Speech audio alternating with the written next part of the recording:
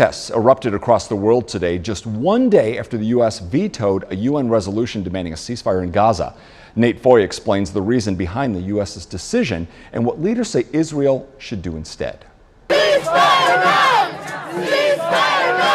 On the sidelines of climate talks in Dubai, crowds of protesters gathered Saturday urging for a ceasefire in Gaza. We think shame on these nations that have opposed the ceasefire call. The protests come one day after the United States vetoed a UN Security Council resolution demanding an immediate humanitarian ceasefire. This after a formal warning by the UN Secretary General Antonio Guterres that the ongoing war may, quote, aggravate existing threats to the maintenance of international peace and security. The people of Gaza are looking into the abyss.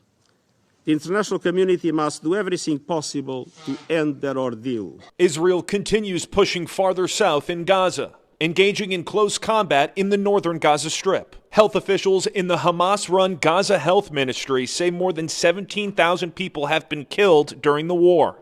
U.S. Deputy Ambassador Robert Wood said a ceasefire would only help Hamas and plant the seeds for the next war. That would not move the needle forward on the ground in any concrete way. Washington instead urges Israel to reduce civilian casualties while conducting its ground operation in Gaza. We do have a difference of view about a ceasefire because we believe that Israel has the right to continue to go after a terrorist organization that is not only continuing to threaten Israel, but is holding hostages. Israeli Prime Minister Benjamin Netanyahu thanked the United States for its veto vote at yesterday's UN Security Council meeting and said that Israel will continue its justified war against Hamas. In northern Israel, Nate Foy, WDRB News.